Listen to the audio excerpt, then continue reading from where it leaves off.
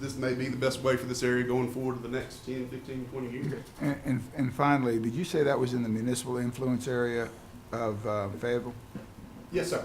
There's a so- map back here with, Right. So in that area primarily that has a high density housing, they would have to build towards Fayetteville standards. yes, sir. Okay, thank you.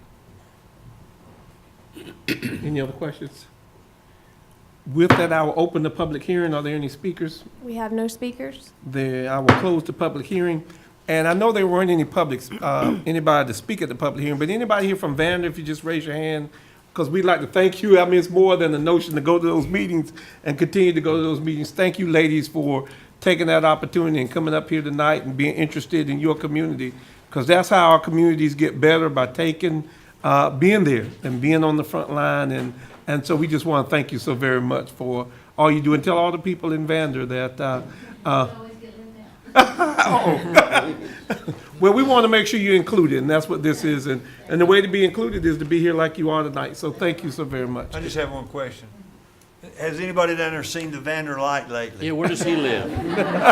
I looked for him decades ago, never found him. Never, okay. Yeah. Oh, I remember seeing you out there now. Okay. Maybe we saw it together. Commissioner Fairclough said he found it. Y'all watch it now. If I can get a motion for approval. So moved. Second. It's been moved and second. All those in favor? Unanimous. Thank you. Thank you so very Chairman, much. Commissioners, I appreciate that. Got a public hearing on the community development program. Madam Manager. Yes, sir. This is a public hearing on the CAPER. It is the Consolidated Annual Performance and Evaluation Report for the year 2016. And we have with us this evening our Interim Community Development Director, Ms. Dee Taylor. Good evening, Chairman and Commissioners. On behalf of Community Development, I would like to present to you our Consolidated Annual Performance and Evaluation Report, also known as the CAPER. This CAPER covers the period of July 1, 2016 through June 30th, 2017, and is actually a mandated report that has to be submitted to the U.S. Department of Housing and Urban Development. Now, this presentation just basically highlights the detailed report that is in your packet. Every 5 years, Community Development prepares a consolidated plan, which is a 5-year strategic plan that outlines the goals and objectives that it plans to accomplish during that 5-year period. For the 2015 through 2020 5-year period, Community Development identified 3 main priority areas that we plan to use funding for during that period. Affordable housing was one of the priorities, along with homelessness and addressing non-community development activities. For the reporting period, Community Development expended approximately $2 million in addressing those priority areas.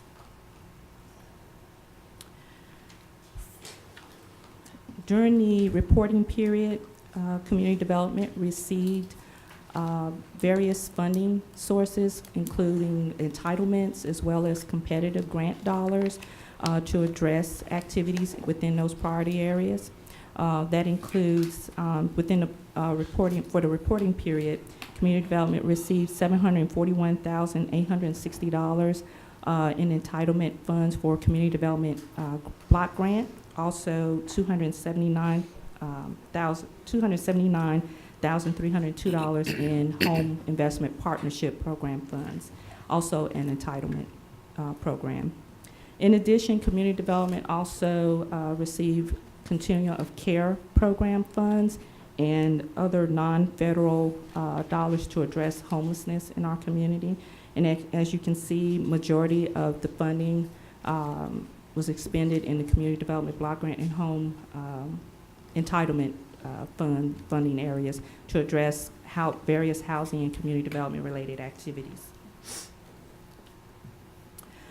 In our efforts to increase affordable quality housing, Community Development expended $323,627 to rehab and construct 4 housing units in the community.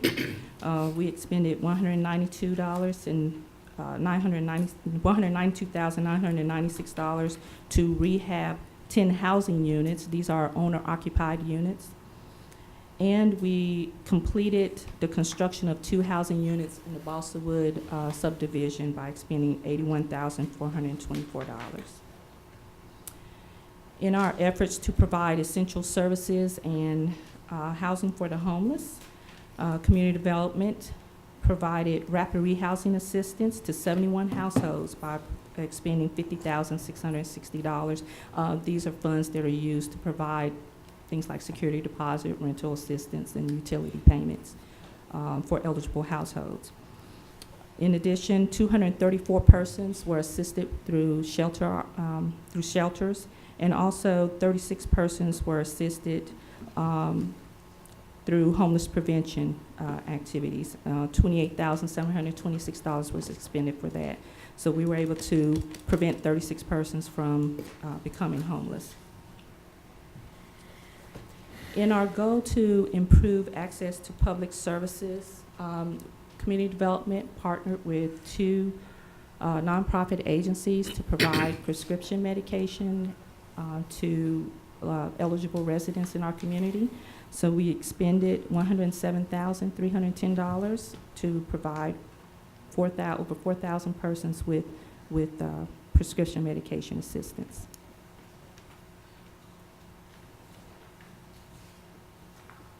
And in our effort to improve public facilities in the community, community development expended $98,954 for the renovation of a transitional housing program, which assisted 15 households. This is a transitional housing for homeless families with children. To provide you with a breakdown of the allocation expenditures within each funding source, community development used CDBG funds to expend $430,035 for housing activities, which includes the owner-occupied rehabilitation program as well as investor-owner rehabilitation activities. We expended $107,310 for public services, which again, where we partnered with the nonprofit agencies to provide assistance to low-mod individuals. We expended the $98,954 in the public facility that again was towards the transitional housing program, and then general admin funds. The home entitlement funds were used mainly for housing activities. During the reporting period, we did not receive any applications for home buyer assistance, and I think it's been like that for the last couple of years. We haven't, I guess, received any interest from residents. In general admin, we expended $38,273 for housing rehab under the home program. We expended $140,470, and this includes, again, the owner-occupied rehabilitation. For affordable housing development, we did not receive any applications from the developers. And for disaster recovery rehab, for that reporting period, we didn't undertake any activities, but we are currently implementing housing activities for 3 households for that program. And we expended $220,000 to construct 2 single-family homes in the Balsawood subdivision, which is located in Chapel Hill Road in Spring Lake. Community development expended continuum of care funds. Again, this is a competitive grant that we apply for on an annual basis. And there are 3 programs that we use this funding for, which includes transitional housing and permanent supportive housing. For the Robbins Meadow Transitional Housing Program, which again, that's a transitional housing program for families with children, we expended $74,253, which was used for supportive services and operations of that program. For the Care Center Transitional Housing Program, which is a transitional housing program for victims of domestic violence, we expended $44,125 for leasing of 7 units to provide housing for those households. And we expended $46,393 for the Safe Homes for New Beginnings program, which is a permanent supportive housing programs for those who are chronically homeless and have a substance abuse disorder. And keep in mind that the grant cycle actually varies. It doesn't necessarily coincide with the county's fiscal year. Under other funding sources, community development utilized $11,603 to address homeless initiative activities, which included leasing and other assistance for homeless individuals. We also used $47,593 as match for the COC funded programs. We're required to match 25% of the COC funds. And for the PATH program, which is Projects for Assistance in Transition from Homelessness, that program addressed those individuals that have a severe mental illness and that are literally homeless. And we provided funding to provide general assistance such as security deposit, utility deposits, to get those persons in housing and then connect them to supportive services. And we expended $192,993 for that. And then we had to match those dollars with $66,881. We apply for Emergency Solutions Grant program funds every year through the state to provide rapid rehousing, homeless prevention, and shelter operations in our community. And we expended during that program year $51,845. The CAPER was distributed throughout 6 locations for public comment. The review period was from September 1 through September 15. And the entire report is due to HUD by September the 28th. And do I have any questions? Any questions? Commissioner Booth. This is my first time to be here an annual report, so. Yes, that's fine. What is your definition of homeless? That seems to Well, be my from the city, the definition- county, we can't. Well, my definition would differ from HUD's definition of homeless. HUD's definition of homelessness, they break it down in different, different components. Literally homeless to HUD means that a person is either living in the streets, in an emergency shelter, transitional housing, or in a hotel paid for by a charitable organization. That is considered literally homeless. And then you have the part where they may be at risk of homelessness. So that means that they're currently in a place, but they're in jeopardy of losing. So they're probably going to be evicted or in a place where it's overcrowded and they have to move. So HUD breaks it down into those different categories. Okay.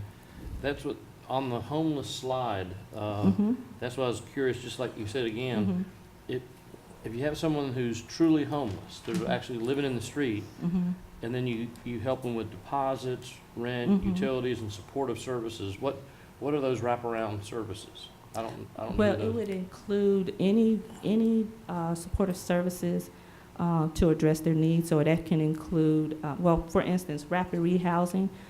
We use the funds for this. Now, rapid rehousing are for those clients that are literally homeless that I just defined. And we use the funds to provide security deposit, rental assistance, and then connect them to supportive services. So it may be used for maybe moving costs. Or certain maybe legal counseling or different various supportive services. for homeless prevention is similar, except for the homeless prevention component provides assistance to those who are at risk of being homeless. All right, and I think this is my last one. Sure. The slide before, the slide that said COC The slide funds, before.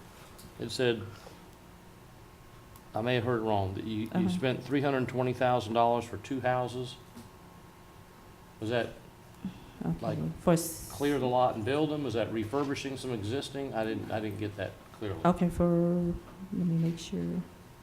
One before, You said for, I think it was COC funds, maybe it was CDC funds, but there's a slide with just, not this one. It only had 3 letters. COC, COC, I thought it was. which is a different, yeah, continuum of care. Yeah.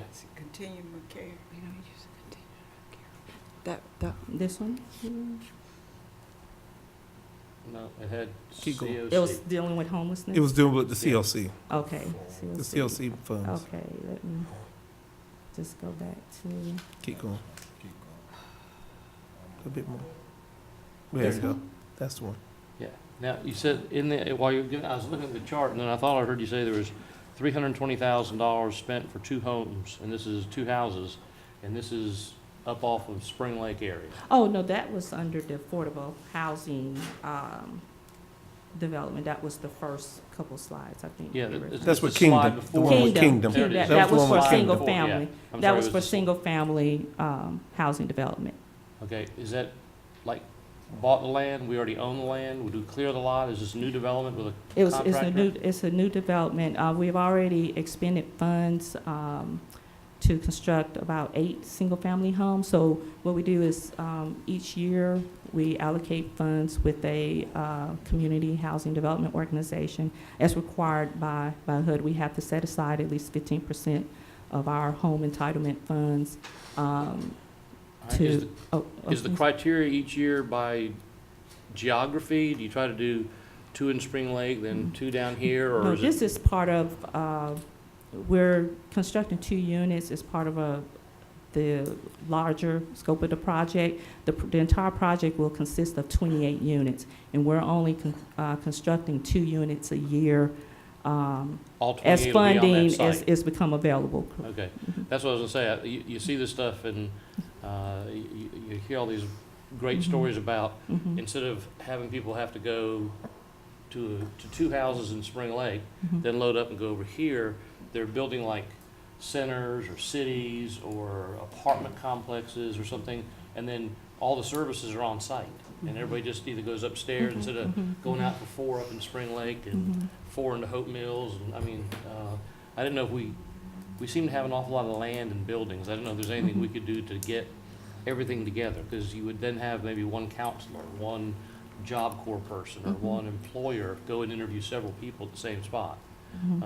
I think it would be more efficient and hopefully more Mhm. effective, but, Well, I agree. We have very limited to funding, so we try Right. to leverage, those funds and, but yes, that would be nice. Yeah. We could do that. And I know Commissioner Bush, you said you just got, it drove me crazy too, in that whenever we talked about homelessness, according to who you talked to, the definition, HUD has their own definition, the state has theirs, the school system has theirs. Right. Everybody Mhm. has kind of a different, if you're surfing, some people call that, even though you're living with a family member, Mhm. they call that homelessness. So Mhm. I do understand, but yours is based on the HUD, HUD's on the HUD, and what the guidelines, other things. correct. I'll try not to ask as many questions next year. No, that's fine. All right. Commissioner Keith. I had just a It's just. very quick question, but the homeless question has always frustrated me also, and it's not only the definition, it's trying to broad brush the reasons for homelessness. There are many, many different reasons for people to be homeless, and quite frankly, economic homelessness is the easiest one to fix when we start getting into mental health issues and substance abuse. And quite frankly, even choice on some, it makes it very difficult. But our heart bleeds to people who want to get out of this cycle of poverty and get out. But my question comes, a lot of your presentation does deal with homelessness, and it does deal in the relationship with the continuum of care. through matching funds and other things. Explain a little bit to me how this relationship with Continuum of Care is, because it seems like our community development has a lot of, their fingers in a lot of homelessness issues, but they're allowing another agency to make a lot of the decisions for homelessness. So when you give matching money to do you give it to the Continuum of Care for them to spend, or do they bring it back into you? I think the Continuum of Care entity that you're referring to is a coalition of agencies that meet to address the needs of our community. This is, that group is formed as a mandated requirement from HUD. I understand. And it's not, I guess, a legal entity, yet it's not a 501c3 or nothing like that, but they are, as required by HUD, have to be involved in providing some input on how these funds should be used. Okay, well, and that's what I thought it was, but in your thing, it says, through the Continuum of Care, Cumberland County expended $164,000 to provide transitional and permanent housing. It sounds to me on that statement that the money's going through them. Okay, and let me clarify. The Continuum of Care program actually was formerly called the Supportive Housing Program. HUD changed that name to Continuum of Care program, which of course does sound confusing when you speak in those terms, but it is formally the Supportive Housing Program. And so when I refer to Continuum of Care, I'm not referring to that group. I'm just referring to the grant Okay. funds, the program. I think you can see where my confusion. Yes, I understand. I understand. And it is, you know, and because we've been through this, is that it's mandated by HUD to have it. Right. And those are some of the people who are getting some of the grants from that. And so there could be sometime a little bit of not playing nice, I would guess, call it in terms of that. Anybody else have any other questions? If not, I will open the public hearing. Are there any speakers, Madam Clerk? We have no speakers. I will close the public hearing, and I will entertain a motion. Motion to approve. Is there a second? Second. All those in favor? Unanimous. Thank you. Thank you so very much. Thank you, Ms. Taylor. And, Ms. what you call it, babe? Sylvia. yes. Sylvia's still in the house. Nice to see her. She's back helping us out and trying to help. And as we were doing this, let me, just for, I guess this is the chair's point of privilege here for just one moment, and I'll try to get us all out of here. But before we go to items of business, there was a proclamation that we did on the consent agenda to Fayetteville State University. We've got Dr. Bertha Miller here, I think, and Mr. Wesley Fountain. If y'all, I think Commissioner Council is going to come down and present that. And as she's walking down, there's 150 years. And we were at the convocation the other day, and Commissioner Council did an excellent job representing this board at that convocation. But I think we would be remiss after 150 years not making sure that we present this proclamation on behalf of this board to one of the universities, one of the oldest universities in the state of North Carolina. So I will call on Commissioner Council. Thank you. I'm going to turn it this way. Dr. Miller, who chaired this 150-year celebration. And as the only Bronco on this board, it gives me a great deal of pleasure to present to you this proclamation, which states whereas Fayetteville State University is the second oldest public institution of higher learning in the state of North Carolina. It was founded on November 29, 1867 in Cumberland County as the Howard School. And goes on, whereas Senate Bill 472, there are a whole lot of whereases. I skipped all those. Because Fayetteville State has grown from that period to being so large that it has almost 6,000 students now and 43 majors. I've been affiliated with Fayetteville State almost 150 years. That was Mr. Keefe that laughed. No, I wasn't laughing, Ms. Council. I heard Jimmy. I promise, it won't happen. But my mother went back to Fayetteville State and graduated. My grandson is there now. Every member of my family and my husband's family has gone to college or university. We went when it was Fayetteville State Teachers College, okay? And everybody has gone to FSU. So the Cumberland County Board of Commissioners, this entire board joins me, and as we acknowledge the 150th anniversary of Fayetteville State University, and we encourage all citizens of Cumberland County to participate in activities marking this historic occasion, adopted this 18th day of September 2017. Is signed by Glenn B. Adams, chairman, but it's approved by Jeanette Council as a Franco. Thank you so much. Thank you. I'll turn around. We got to scan green. How's Glenn gonna get in this? I'm gonna tell you how to do. I'm gonna tell you. I got this down. See. Oh, you can have them spin around when they're up front. Spin around right. Okay. Did you want to participate? This way? When you get this chair. As long as you're in this chair, you're okay. And Dr. Miller, as you're getting ready to say a word, let me say this, that my mother went to Fayetteville State. But I would tell you all, even though I didn't graduate from Fayetteville State, I went to Fayetteville State when I was 6 years old. I was at New Bowl Training School, which was on the campus of Fayetteville State University. And they had teachers come over, those students come over, and it set the foundation for where I am today. So I give accolades to Fayetteville State University for being able to. I won't say anything. That was when all the freshmen used to wear the little beanies on their head and the fountain was there. But go ahead, Dr. Miller. Thank you so very much. We certainly invite you to come to the campus for the entire year. We have an outstanding list of programs that we will be offering to commemorate this glorious occasion. As you know, about 300 HBCUs were set up between 1865 and 1900, and now we only have 100. And among those, many of them are struggling. But Fayetteville State is going strong, strong, strong, strong. So we want you to come and to continue this effort in your support and also matriculate at Fayetteville State University. We now have programs all the way up to the doctorate. So if you have not achieved beyond your bachelor's, or if you just want a certificate to improve what it is that you're doing, you can do that at Fayetteville State University.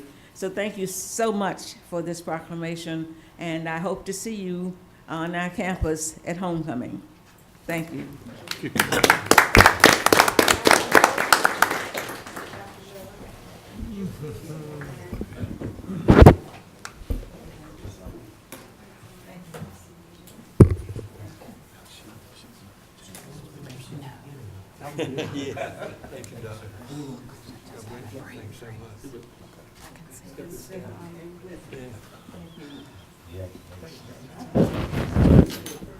That's all right, I'm used to it.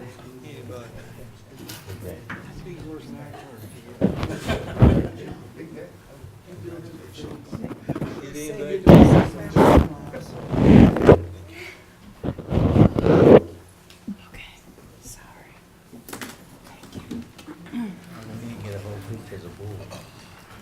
Oh, excuse me, Dr. Miller and Mr. Fountain, if you come back a minute, Mr. Come up here to have a picture taken. Come right on over, John. Come on up, you all, Mr. Come on up. Our vice chair wanted to make sure we had a picture.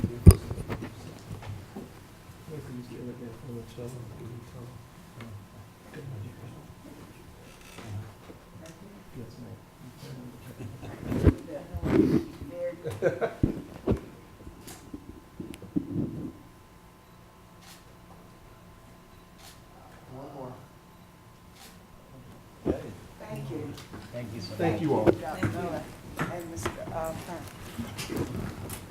Thank you, Madam Mr. Chair. Thank you, Mr. Vice Chair. We go to items of business, number 5, consideration of partnership. Call on the county manager. Yes, sir. Mr. Chairman and Commissioners, this evening, we have with us our interim health director, Mr. Rod Jenkins. If he'd come forward this evening, he's going to talk with us about a partnership between the Public Health Department and the Stedman Wade